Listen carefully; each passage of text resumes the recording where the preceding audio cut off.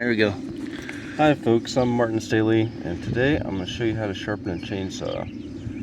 So, I like to do this after every time I run out of gas, which might take somewhere around an hour, and that just keeps it real nice and sharp, and makes the work a lot easier. And Abe Lincoln once said, if I had 6 hours to cut down a tree, I'd spend the first 4 sharpening the axe. And I think that mentality goes to chainsaws pretty well. So what I first do is I find the spot on the chain where there are 2 links facing the same direction, and I do that to help keep myself from getting confused. Mark spot. And then I'll actually take a Sharpie. I just have the red one today, but I'll mark one of these. That way I can be sure I'm not just going to go round and round. Okay, and then I use gloves, because if you don't, then you can get little metal filings in the sides of your fingers, and that's not very nice. And you want to avoid like pressing the cutters into the dirt. If you have a piece of cardboard or something to put under it, that's nice too. But look, there's a piece of cardboard right there. Bing. It's our lucky day.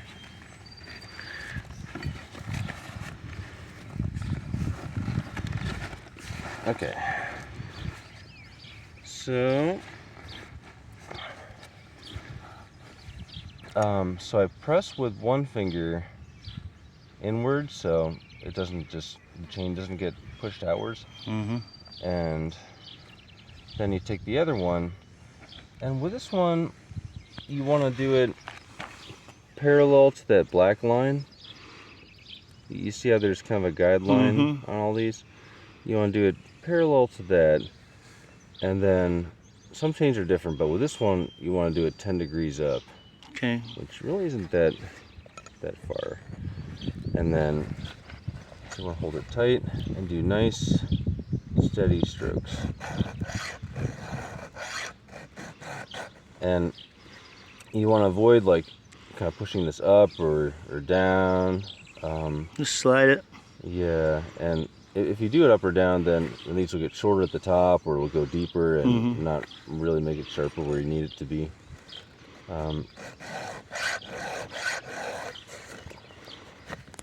And if you do it right,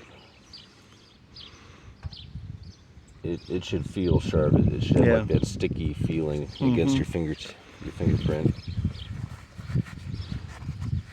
Okay, so yeah, nice steady strokes if you can. I just thought cello players or violinists are probably pretty good at this. Yeah.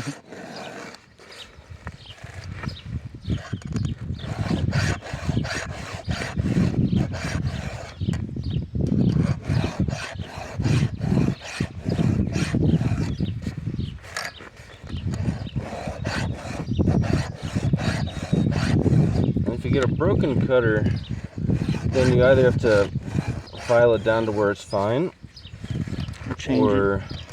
and then file the other ones to match it, or replace your chain. Right.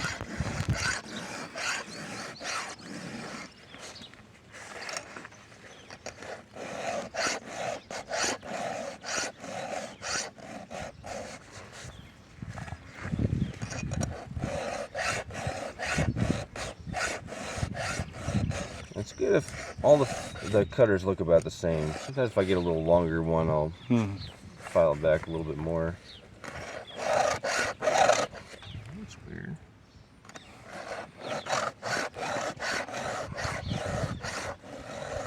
Yeah, that one had a little spur on it. Yeah, I heard it. See it on the top too. Sometimes with a flat file, you can take stuff like that off too. The flat file, which they sell with all the chainsaw stuff, they use it to file down the depth gauges.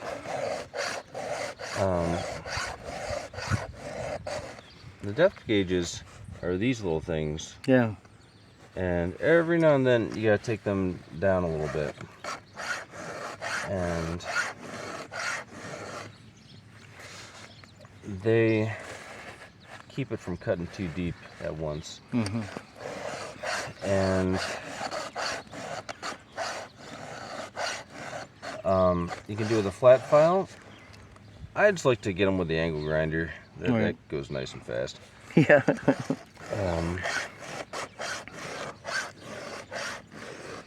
And when you do, you want to kind of hit the top and then just round it off a little bit. Not too much, just yes. Now you're Second on each one. Now you're back to the beginning.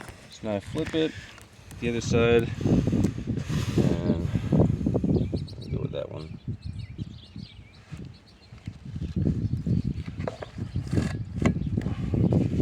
Now you gotta switch hands.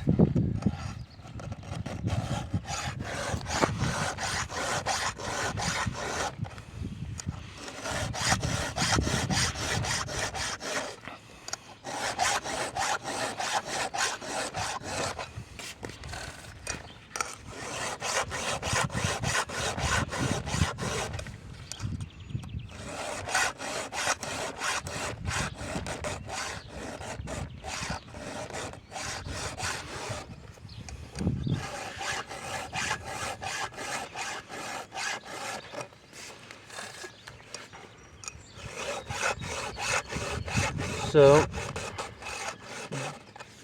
dirt, or soil, is mostly made of very small rocks.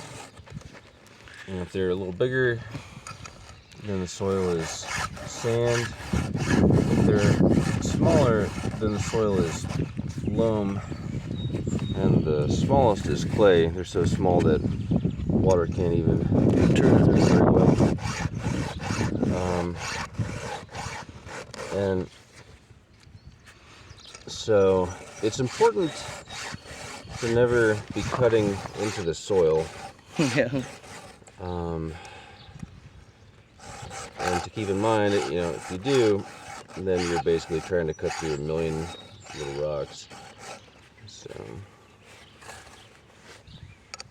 that makes the blade go dull really fast. Real fast. You can cut through a lot more wood and keep it sharp than dirt. It only takes a little bit of dirt.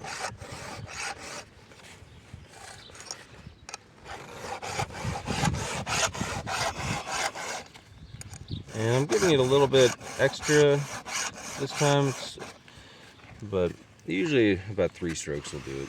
Mm-hmm. Okay, so that's that. Done? Yep.